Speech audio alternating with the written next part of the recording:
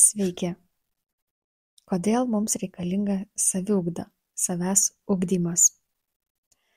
Todėl, nes didžioji žmogaus kančių priežastis yra nežinojimas, neišmanimas.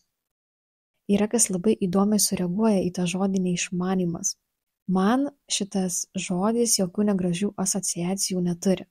Tiesiog reiškia aš nežinau, aš neišmanau. Bet kiekvienas iš mūsų tam tikrus žodžius perleidžiam per savo asmeninius patirčių filtrus ir tam tikriems žodžiams suteikiam svorio, įprasminam juos. Nors aš, tarkim, sakydama šį žodį turiu pačias geriausias intencijas, bet kitas žmogus sakys, tu mane sumenkinai, tu. O turėtų pirmiausia kilti klausimas, kodėl aš girdėdamas šį žodį susimenkinau, kodėl jis mane trigerina, kodėl aš į jį reaguoju, jį įprasminu arba dėl ko jam suteikiu svorio.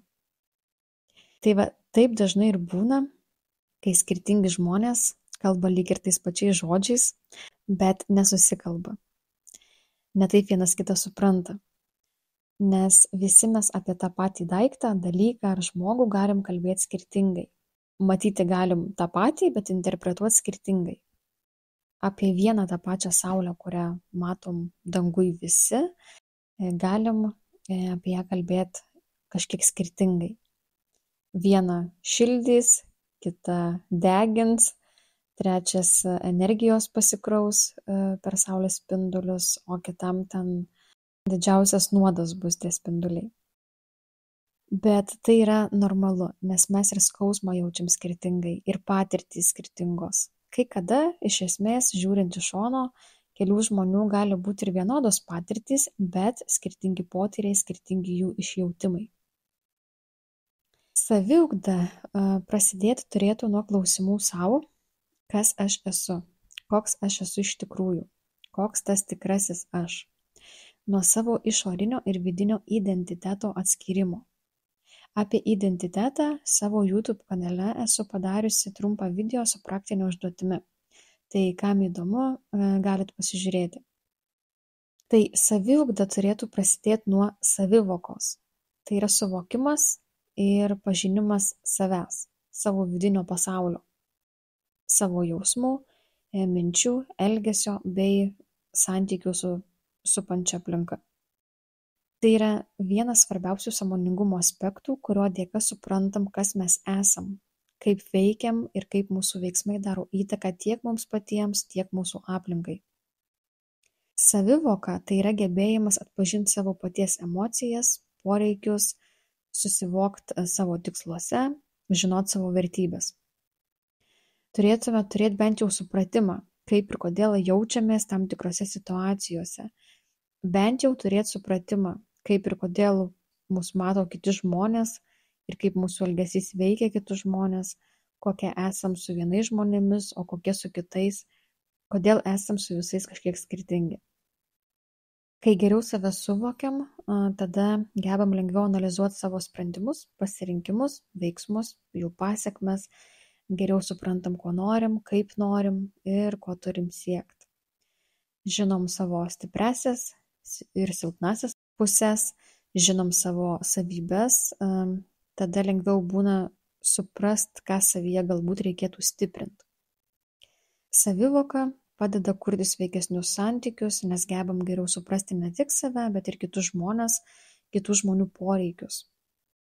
Yra žmonių, kurie labai daug metų saviugdoj, bet jie tokie tarsi užstrigę, lyg ir domisi sąmoningumu, bet niekas gyvenime nesikeičia arba keičiasi labai mažai kas ir labai lėtai. Pas mane labai panašiai buvo, kol nepradėjau mokytis coachingo. Tik savo mokytojo dėka, galima sakyti, tuo metu sužinojau, nuo ko iš tikrųjų reikia pradėti. Ir tada mano gyvenime pradėjo vykti tokie, sakyčiau, esminiai lūžiai.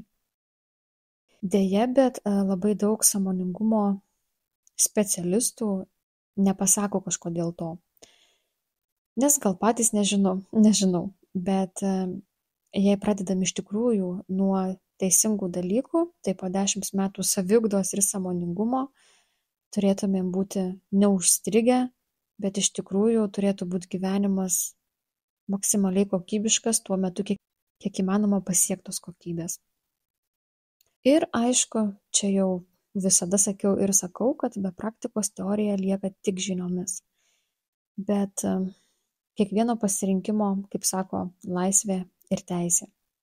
Būti teoretiku ar praktiku. Tai jei suprantam, suvokiam savyje, kas iš tikrųjų esam, atskiriam savo vidinį identitetą nuo išorinio, tada galim eiti jau į gilesnį suvokimą, kad esam daugiau nei tik kūnai. Visi mes kažkur savyje giliai turim kažkokį pojūtį, kad yra kažkas giliau, kad yra kažkas daugiau, kad yra kažkas neapčiuopiamo, kažkas mistiško. Kai kam galbūt tai tiesiog tik sapalionės, kai kam tai metafizika, ezoterika, kvantinė fizika. Čia žiūrint, iš kurio kampo kas pažiūrės. Bet kad kalbos nebūtų tik kalbomis ir labai neišsiplečiant į tas kalbas, tai šiandien dar pasidalinsiu ir kvėpavimo pratimu, tai gilesniai savivokai. Labai paprastas kvėpavimo pratimas, prieš kurį darant reikia tiesiog patogiai įsitaisyti, kad stuburas būtų tiesus, užsimerkti, atpalaiduoti veidą, pečius, tarpukojį.